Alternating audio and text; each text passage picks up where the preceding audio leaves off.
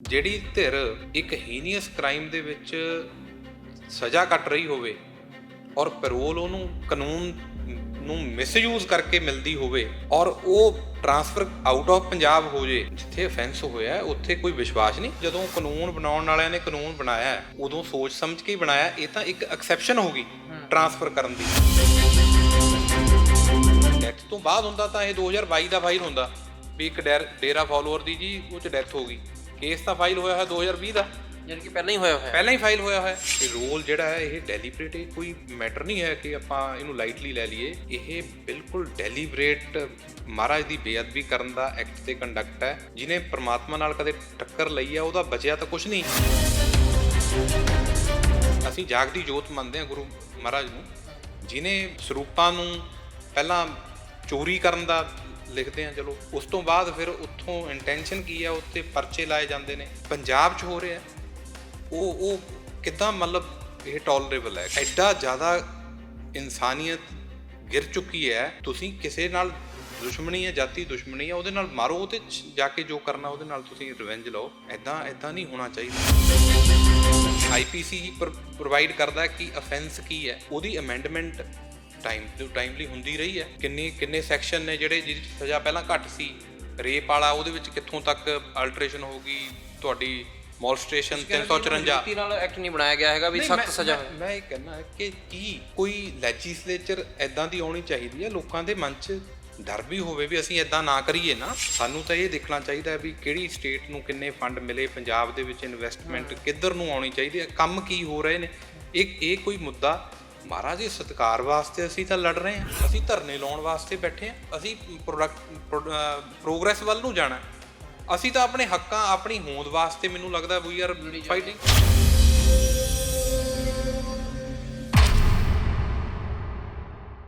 ਸਤਿ ਸ਼੍ਰੀ ਅਕਾਲ ਜੀ। Supreme court ਦੇ ਹੁਕਮ ਅੱਜ ਆਉਂਦੇ ਨੇ ਤੇ ਉਹਨਾਂ ਹੁਕਮਾਂ ਦਾ ਜੇ ਦੇਖਦੇ ਹਾਂ ਤਾਂ ਬਰਗਾੜੀ ਮਾਮਲੇ ਨੂੰ ਲੈ ਕੇ ਜਿਹੜੀ ਸੁਣਵਾਈ ਹੈ ਉਹ ਹੁਣ ਪੰਜਾਬ ਤੋਂ ਬਾਹਰ ਹੋਊਗੀ। ਕਿਉਂ ਆਖਰ ਕਰਕੇ ਇਹ ਮੰਗ ਕੀਤੀ ਗਈ ਸੀ ਤੇ ਕਿਹੜੇ ਗਰਾਊਂਡਸ ਦੇ ਉੱਤੇ ਸੁਪਰੀਮ ਕੋਰਟ ਨੇ ਕਿਹਾ ਕਿ ਆਖਰ ਸੁਣਵਾਈ ਜਿਹੜੀ ਪੰਜਾਬ 'ਚ ਨਹੀਂ ਹੋਊਗੀ, ਬਾਹਰ ਹੋਊਗੀ। ਤੇ ਦੂਜੇ ਪਾਸੇ ਜੇ ਦੇਖਿਆ ਜਾਵੇ ਇਹਦਾ ਸਭ ਤੋਂ ਵੱਡੀ ਗੱਲ ਕਿ ਇੰਪੈਕਟ ਕੀ ਰਹਿਣ ਵਾਲਾ ਹੈ, ਕਿਉਂਕਿ ਬੇਅਦਬੀ ਮਾਮਲਿਆਂ ਨੂੰ ਲੈ ਕੇ ਜੇ ਦੇਖਿਆ ਜਾਵੇ ਤਾਂ ਬਰਗਾੜੀ ਮਾਮਲਾ ਸਭ ਤੋਂ ਅਹਿਮ ਹੈ।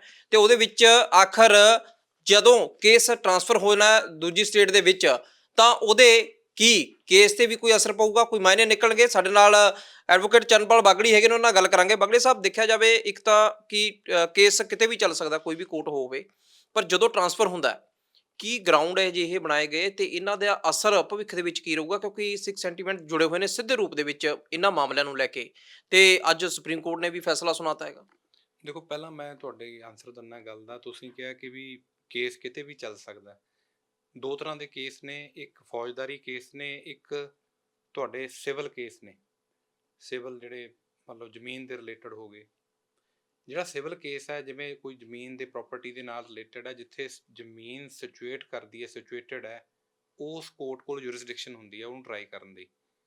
ਜਿਹੜਾ ਇੱਦਾਂ ਹੀ ਕ੍ਰਿਮੀਨਲ ਕੇਸ ਹੈ, ਫੌਜਦਾਰੀ ਕੇਸ ਹੈ, ਜਿੱਥੇ ਅਫੈਂਸ ਹੁੰਦਾ ਹੈ ਉਸ ਕੋਰਟ ਕੋਲ ਪਾਵਰ ਹੁੰਦੀ ਹੈ। ਇਹ ਕਾਨੂੰਨ ਹੈ। ਜੇ ਸਪੋਜ਼ ਪੰਜਾਬ ਦਾ ਬੰਦਾ ਹੈ, ਉਹ ਜਾ ਕੇ ਦਿੱਲੀ ਕੋਈ ਅਫੈਂਸ ਕਰਦਾ ਹੈ ਤਾਂ ਕੇਸ ਕਿੱਥੇ ਰਜਿਸਟਰਡ ਹੋਊਗਾ? ਉਸ ਪੁਲਿਸ ਸਟੇਸ਼ਨ ਦੇ ਵਿੱਚ ਜਿਹਦੀ ਹੱਦ ਦੇ ਅੰਦਰ ਉਸਨੇ ਜਾ ਕੇ ਅਫੈਂਸ ਕੀਤਾ। ਹੁਣ ਇਹ ਅਫੈਂਸ ਜਿਹੜਾ ਹੈ ਉਹ ਪੰਜਾਬ, ਫਰੀਦਕੋਟ, ਬਰਗਾੜੀ ਤੇ ਬਹਿਬਲ ਕਲਾਂ, ਅਲੱਗ-ਅਲੱਗ ਬਾਜਾਖਾਨਾ FIR ਲੌਜ ਹੋਈ ਹੈ, ਜਿਹੜੀ ਮੈਂ ਸਭ ਤੋਂ ਪਹਿਲਾਂ ਸੁਪਰੀਮ ਕੋਰਟ ਦਾ ਆਰਡਰ ਹੈ ਜਿੱਥੇ ਉਹਨਾਂ ਨੇ ਨੋਟਿਸ ਕੀਤਾ, ਉਹ 'ਚ ਰਿਕਾਰਡ ਕੀਤਾ। FIR number 63 2015 2615 Bajakhana, district Faridkot, ਤੇ 3 FIRs ਜਿਹੜੀਆਂ ਨੇ ਉਹ ਰਜਿਸਟਰ ਹੋਈਆਂ ਸੀਗੀਆਂ। ਰੋਲ ਜਿਹੜਾ ਹੈ ਉਹ ਡੇਰਾ ਸੱਚਾ ਸੌਦਾ ਦੇ ਫੋਲੋਅਰਸ ਦਾ ਇਨਵੈਸਟੀਗੇਸ਼ਨ ਦੇ ਦੌਰਾਨ ਡਿਟੇਲ ਪ੍ਰੂਫ ਤੋਂ ਬਾਅਦ ਜਿਹੜਾ ਉਹਨਾਂ ਨੂੰ ਅਰੈਸਟ ਕੀਤਾ ਗਿਆ ਸੀ। ਤੇ ਇਹ ਕੇਸ ਜਿਹੜਾ ਉਹ ਮਤਲਬ ਫਾਈਲ ਹੁੰਦਾ 2020 'ਚ। ਇੱਕ ਕੇਸ ਦੀ ਸੁਣਵਾਈ ਜਿਹੜੀ ਹੈ 20/9/2020 ਨੂੰ ਹੋਈ ਹੈ, ਤੇ ਇਸ ਤੋਂ ਪਹਿਲਾਂ ਵੀ ਇਹਦੇ ਵਿੱਚ ਜ਼ਿਕਰ ਆ ਵੀ 17/3/20 ਨੂੰ ਜਦੋਂ ਲੋਕਡਾਊਨ ਲੱਗਿਆ ਉਹ ਤੋਂ ਪਹਿਲਾਂ ਹੀ ਸੁਪਰੀਮ ਕੋਰਟ ਹੋਇਆ। ਕਿਉਂਕਿ ਜਿਵੇਂ ਕਈ ਇਹ ਜੋੜਿਆ ਜਾਂਦਾ, ਕਿਉਂਕਿ ਫਾਈਨਲੀ ਕਿਤੇ ਨਾ ਕਿਤੇ ਜਿਹੜਾ ਇੱਕ ਡੇਰਾ ਫਾਲੋਅਰ ਦੀ ਨਵੰਬਰ 2022 ਦੇ ਵਿੱਚ ਜਦੋਂ ਉਹ ਬੇਲ ਤੇ ਸੀ ਉਹਦੀ ਡੈਥ ਹੁੰਦੀ ਹੈ, ਉਹਦਾ ਜ਼ਿਕਰ ਜਿਹੜਾ ਸੁਪਰੀਮ ਕੋਰਟ ਦੇ ਵਿੱਚ ਕੀਤਾ ਗਿਆ ਵੀ ਇਹਨਾਂ ਨੂੰ ਵੀ ਖਤਰਾ ਹੈ। ਇਸ ਕਰਕੇ ਆਊਟ ਆਫ ਪੰਜਾਬ ਜਿਹੜਾ ਇਹ ਟਰਾਂਸਫਰ ਹੋਣਾ ਚਾਹੀਦਾ, ਟਰਾਂਸਫਰ ਪਟੀਸ਼ਨ ਸੁਪਰੀਮ ਕੋਰਟ ਪਾਇਆ ਗਿਆ ਕਿਉਂਕਿ ਇਹਨਾਂ ਦੀ ਮੰਗ ਇਹ ਸੀ ਵੀ ਪੰਜਾਬ ਤੋਂ ਬਾਹਰ ਕਿਸੇ ਹੋਰ ਸਟੇਟ ਦੇ ਵਿੱਚ ਇਹ ਟਰਾਂਸਫਰ ਕੀਤਾ ਜਾਵੇ। ਜੇ ਇੱਕ ਡਿਸਟ੍ਰਿਕਟ ਤੋਂ ਦੂਜੇ ਡਿਸਟ੍ਰਿਕਟ ਦੇ ਵਿੱਚ ਟਰਾਂਸਫਰ ਕਰਨਾ ਹੁੰਦਾ ਤਾਂ ਉਹ ਹਾਈ ਕੋਰਟ 'ਚ ਪੈਂਦਾ। ਜੇ ਇੱਕ ਡਿਸਟ੍ਰਿਕਟ ਦੇ ਵਿੱਚ ਕਿਸੇ ਇੱਕ ਸਬ ਡਿਵੀਜ਼ਨਲ ਕੋਰਟ ਤੋਂ ਦੂਜੀ ਸਬ ਡਿਵੀਜ਼ਨਲ, ਤਾਂ ਡਿਸਟ੍ਰਿਕਟ ਜੱਜ ਕੋਲ ਪਾਵਰ ਹੈ। ਸੋ ਇਹ ਹਾਈ ਸੁਪਰੀਮ ਕੋਰਟ ਜਿਹੜਾ ਫਾਈਲ ਹੋਇਆ ਸੀ ਟਰਾਂਸਫਰ ਕਰਨ ਵਾਸਤੇ, ਔਰ ਇਹ ਚੰਡੀਗੜ੍ਹ ਜਿਹੜਾ ਹੁਣ ਟਰਾਂਸਫਰ ਕਰਨ ਦੇ ਆਰਡਰ ਸੁਪਰੀਮ ਕੋਰਟ ਨੇ ਅੱਜ ਕੀਤੇ ਨੇ। ਤੇ ਇਹਦੇ ਨਾਲ ਕੀ ਲੱਗਦਾ ਕਿ ਇੰਪੈਕਟ ਕੀ ਪਊਗਾ, ਕਿਉਂਕਿ ਜਦੋਂ ਹੀ ਇਹ ਫੈਸਲਾ ਆਉਂਦਾ ਉਦੋਂ ਬਾਅਦ ਦੇ ਵਿੱਚ ਕਈ ਤਰ੍ਹਾਂ ਦੇ ਬਿਆਨ ਆਉਣੇ ਸ਼ੁਰੂ ਹੋ ਜਾਂਦੇ ਨੇ ਤੇ ਕਈ ਤਰ੍ਹਾਂ ਦਾ ਜੇ ਦੇਖਿਆ ਜਾਵੇ ਜਿਸ ਤਰ੍ਹਾਂ ਦੇ ਨਾਲ ਇਹ ਸ਼ਾਇਦ ਲੋਕਾਂ ਦੇ ਮਨ 'ਚ ਸਵਾਲ ਖੜਾ ਹੁੰਦਾ ਕਿ ਉੱਥੇ ਇਨਸਾਫ ਨਹੀਂ ਮਿਲੂਗਾ, ਕਿਉਂਕਿ ਕੋਰਟ ਤਾਂ ਕੋਰਟ ਹੈ, ਖੈਰ ਉੱਥੇ ਵੀ ਫੈਕਟਸ ਉਹੀ ਜਾਣਗੇ, ਉੱਥੇ ਵੀ ਕਿਤੇ ਨਾ ਕਿਤੇ ਦਲੀਲਾਂ ਉਹੀ ਰਹਿਣਗੀਆਂ, ਪੁਲਿਸ ਦੀ ਜੋ FIRs ਨੇ ਉਹ ਰਜਿਸਟਰ ਹੋ ਚੁੱਕੀਆਂ ਨੇ, ਇਨਵੈਸਟੀਗੇਸ਼ਨਾਂ ਉੱਥੇ ਹੋਈ ਜਾਣਗੀਆਂ। ਯਾਨੀ ਕਿ ਫਰਕ ਇਹਦੇ ਤੇ ਕੀ ਲੱਗਦਾ ਕਿ ਆਖਰ ਪਊਗਾ ਜਦੋਂ ਸਟੇਟ ਦੇ ਵਿੱਚੋਂ ਬਾਹਰ ਜਾਂਦਾ ਹੈ, ਕਿਉਂਕਿ ਇਹ ਮਾਮਲਿਆਂ ਦੇ ਵਿੱਚ ਜਿਹੜੀਆਂ ਹੁਣ ਤੱਕ ਦੀਆਂ ਇਨਵੈਸਟੀਗੇਸ਼ਨਾਂ ਹੋਈਆਂ ਨੇ, ਕਦੇ CBI ਕੋਲ ਕੇਸ ਚੱਲ ਗਿਆ, ਕਦੇ ਵਾਪਸ ਆ ਗਿਆ, ਤਾਂ ਉਸ ਚੀਜ਼ ਨੂੰ ਲੈ ਕੇ ਵੀ ਬਹੁਤ ਜ਼ਿਆਦਾ ਉਲਝਣਦਾਰ ਰਹੀ ਹੈ ਕੰਮ। ਹਾਂਜੀ, ਦੇਖੋ ਜਿਹੜਾ CBI ਨੂੰ ਪਹਿਲਾਂ ਅਰਲੀਅਰ ਗਵਰਨਮੈਂਟ ਨੇ ਰੈਫਰ ਕਰਤਾ ਸੀ ਤੇ ਉਸ ਤੋਂ ਬਾਅਦ ਜਿਹੜੀ ਕੰਸੈਂਟ ਸੀ ਸਬਸੀਕੁਐਂਟ ਗਵਰਨਮੈਂਟ ਆਫ ਪੰਜਾਬ ਨੇ ਵਿਡਰੋ ਕਰ ਲਈ ਸੀ, ਜਿਹਦੇ ਕਰਕੇ ਜਿਹੜੀ ਇੱਕ ਵਾਰ ਕਲੋਜ਼ਰ ਰਿਪੋਰਟ CBI ਦੀ ਸੀ ਉਹ ਖਾਰਜ ਵੀ ਹੋ ਚੁੱਕੀ ਹੈ। ਸੋ ਕੁਐਸਚਨ ਜਿਹੜਾ ਤੁਸੀਂ ਪੁੱਛ ਰਹੇ ਆ ਵੀ ਕੀ ਇਹਦਾ ਫਰਕ ਕੀ ਪੈਂਦਾ ਹੈ, ਹੁਣ ਅਸਲ ਵਿੱਚ ਜਦੋਂ ਕਾਨੂੰਨ ਬਣਾਉਣ ਵਾਲਿਆਂ ਨੇ ਕਾਨੂੰਨ ਬਣਾਇਆ ਹੈ ਉਦੋਂ ਸੋਚ ਸਮਝ ਕੇ ਹੀ ਬਣਾਇਆ। ਇਹ ਤਾਂ ਇੱਕ ਐਕਸੈਪਸ਼ਨ ਹੋ ਗਈ ਟਰਾਂਸਫਰ ਕਰਨ ਦੀ। ਕਾਨੂੰਨ ਤਾਂ ਬੇਸਿਕ ਇਹ ਆ ਨਾ ਵੀ ਜਿੱਥੇ ਅਫੈਂਸ ਹੋਇਆ ਉੱਥੇ ਹੀ ਟ੍ਰਾਇਲ ਚੱਲੂਗਾ।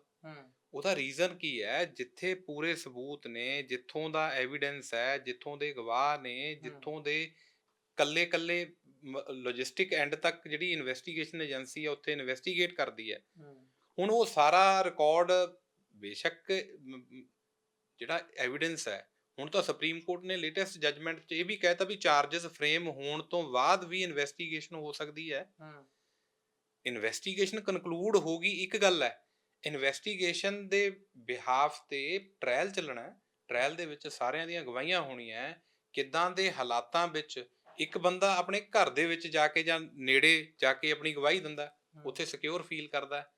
ਇੱਕ ਬੰਦੇ ਨੇ ਚੱਲ ਕੇ ਕਿਤੇ ਦੂਜੀ ਡਿਊਟੀ 'ਚ ਜਾਣਾ ਹੈ ਤੇ ਇਹ ਕੁਐਸਚਨ ਹੈ ਨਾ, ਉਹਦੇ ਕਿੱਦਾਂ ਦੇ ਹਾਲਾਤ ਨੇ, ਔਰ ਦੂਜੇ ਪਾਸੇ ਧਿਰ ਐਦਾਂ ਦੀ ਹੈ ਜਿਹੜੀ ਕਿ ਕੁਝ ਵੀ ਕਰਨ ਲਈ ਸਮਰੱਥ ਹੈ।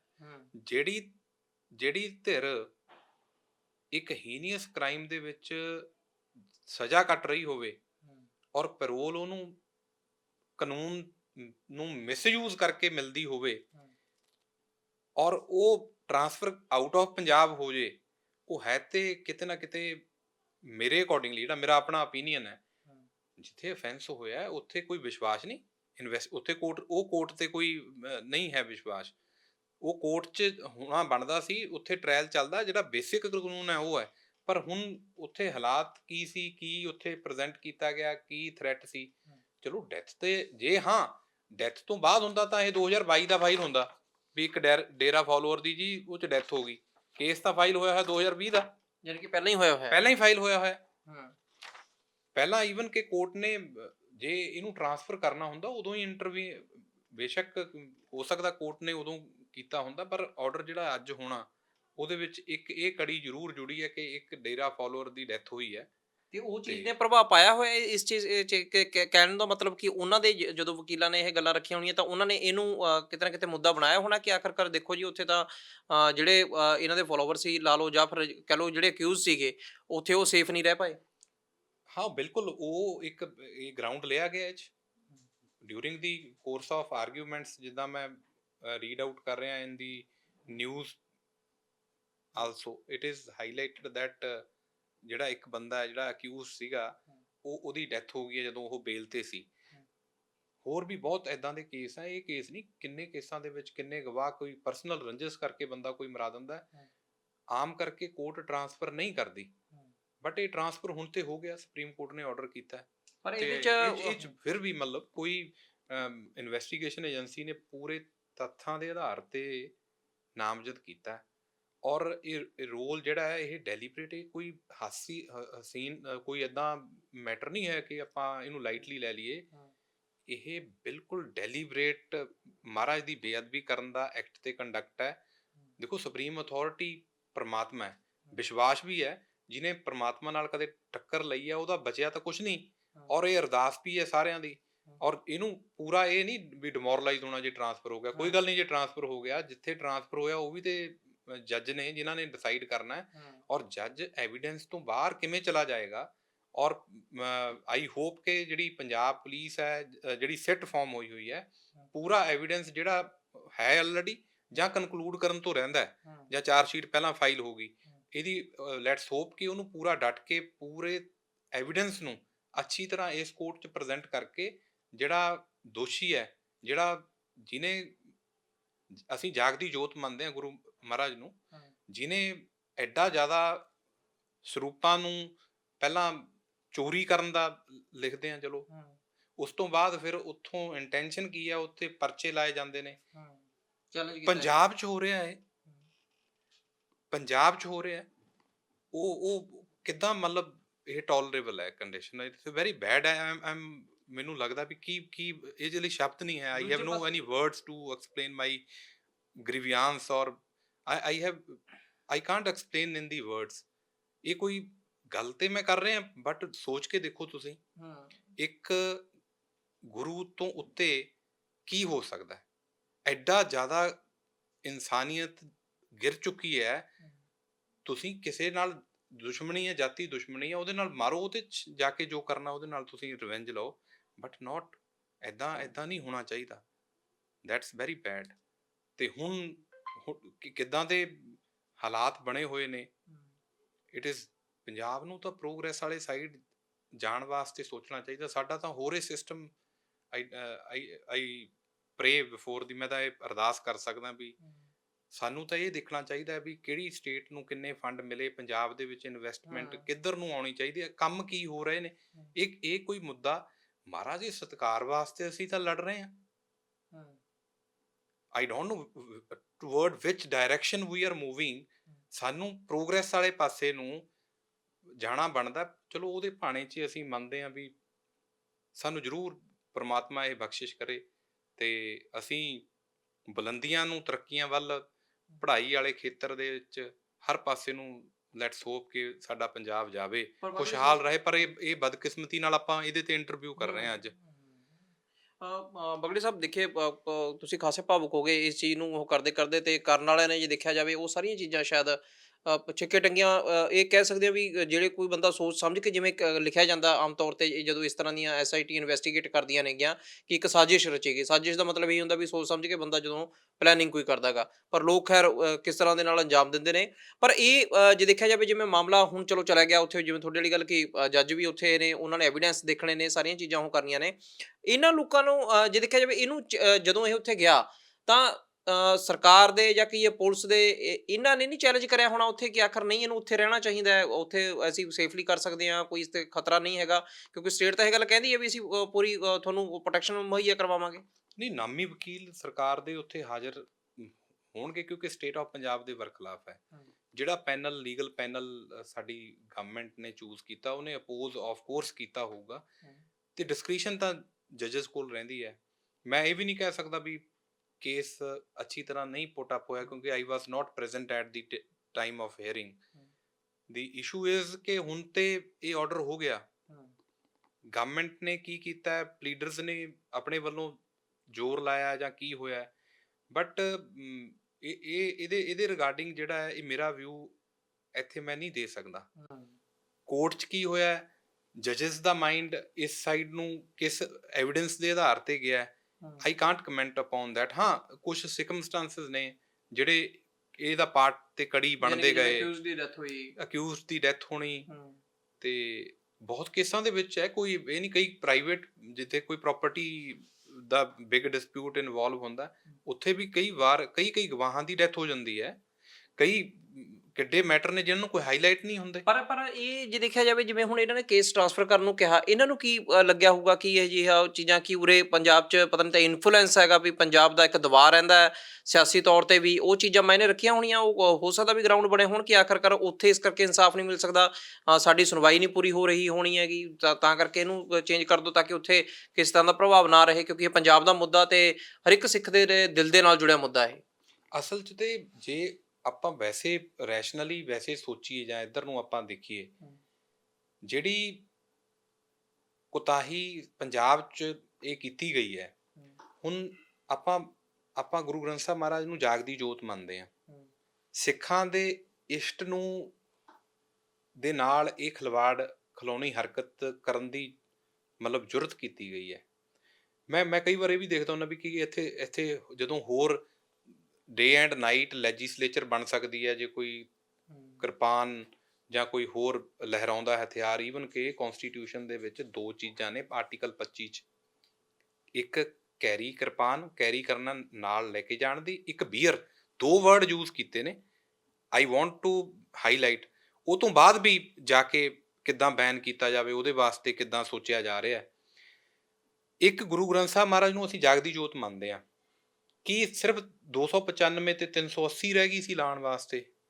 I am of the view ਕਿ ਐਕਟ ਕਿਨੇ ਜਾਂ ਇਹ ਜਿਹੜੇ ਸੈਕਸ਼ਨ ਬਣਦੇ ਨੇ, ਇਹ ਕੋਈ ਮਤਲਬ ਉੱਤੋਂ ਤਾਂ ਨਹੀਂ ਉਤਰੇ ਹੋਏ ਨਾ। ਇਹਨੂੰ ਕੌਣ ਬਣਾਉਂਦਾ? ਜਾਂ MLA ਬਣਾਉਂਦੇ ਨੇ, ਜਾਂ ਜਿਹੜੇ ਸੈਂਟਰ 'ਚ MP ਬੈਠੇ ਨੇ ਉਹ ਬਣਾਉਂਦੇ ਨੇ। ਜਿਹੜਾ ਸਾਡਾ ਇਤਿਹਾਸ ਆ ਕਿਸੇ ਨੂੰ ਭੁੱਲਿਆ ਨਹੀਂ।